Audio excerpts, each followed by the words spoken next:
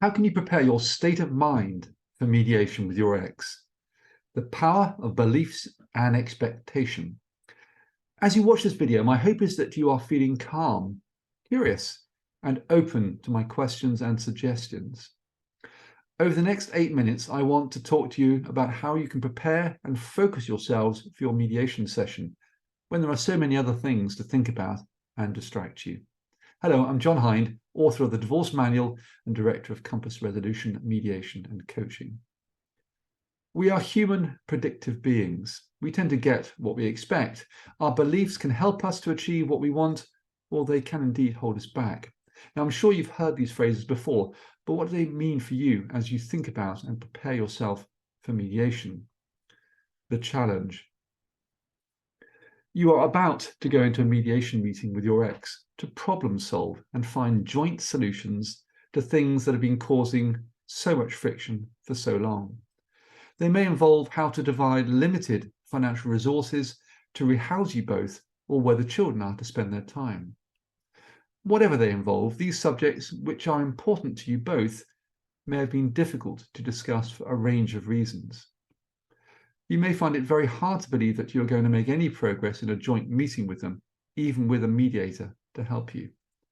Especially if at the moment you can't seem to talk together for 5 minutes without breaking into an argument. You may be wondering what has gone so wrong over the last few years. Since you both first met, they have changed so much. You have changed so much. They seem so different. You hardly recognize them anymore. They bring out the worst in you. Over the last few years, your experience of living with your ex-partner has been very difficult, or indeed may have been difficult. You may have felt manipulated and believe you can no longer trust what they say. It may seem to you that they lie at will. With all this rooted in your mind, you may be very worried and anxious that this will play out in mediation. You may be worried that you will embarrass yourself if you can't keep your cool. You may be worried that your ex may try to bully you into agreeing something you don't want to agree. And you may be worried that they will pull the wool over the mediator's eyes about what they really want, which is to win. You're very anxious and not really thinking straight. However, despite all this, you still want mediation to work. You still see the benefits of avoiding court and keeping your legal costs to a minimum. You even see the benefits of getting things sorted out with your ex as soon as possible and moving on. You believe that the sooner you can move on, the easier life will become. You want to do your best. And you may recognize that your experience of living with your ex over the past few years has shaped your attitude towards each other, how you listen to each other, how you treat each other, and ultimately how you talk to each other, which is maybe as little as possible if you can help it at the moment. The choice. Your mediator has spoken to you at some length, and you know as you approach the first joint meeting that although it may not particularly seem like it, you do have a choice about how you think about the approach and the opportunity mediation offers and the challenges ahead of you.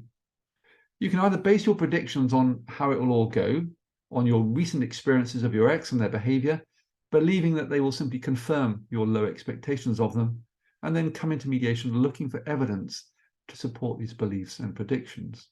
Or you can come to mediation hoping that the mediator will be able to help you and your ex do something that you have both not been able to do so far on your own, pulling something out of the bag. After all, you've never been in mediation before, so it could work for you. Maybe you're wondering. You can expect the best from yourself, your ex, and the mediation process if you choose to. The shift in thinking.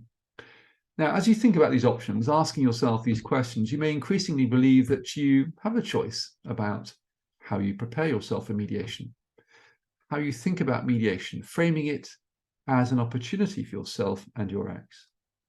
Whether you want to be optimistic or pessimistic, whether you want to expect the best or the worst.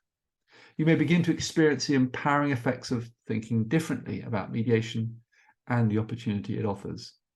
Ask yourself, are your current beliefs about yourself, your abilities, about the mediation process, and about your ex helping you to prepare yourself, or are they hindering you, holding you back from doing your best in mediation? Are they lowering or increasing the anxiety you feel, lowering or increasing the confidence you are feeling, and lowering or increasing your sense of self-belief? How do you want to feel? After all, there is little you can do about your ex and how they behave towards you in mediation, or is there? But there is certainly much you can do for yourself. The outcome.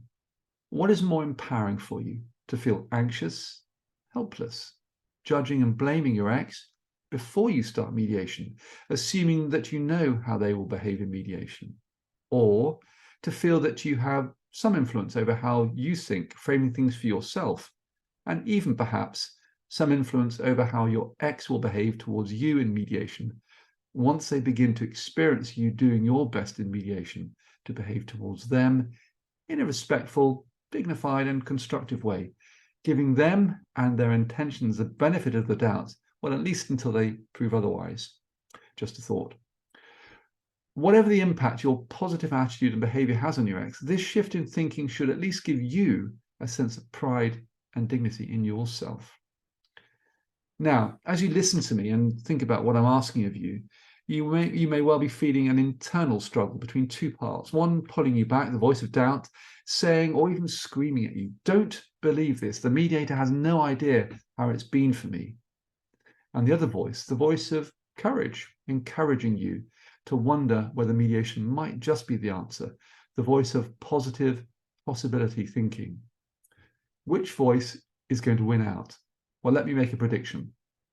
Let me predict that you decide that you have nothing to lose by hoping for and expecting the best, even if at the moment, until you've seen it work for yourself, you have reservations, concluding there is nothing to be gained from expecting the worst and possibly quite a lot to be gained from going into this experience expecting the best from yourself, the process, and even your ex.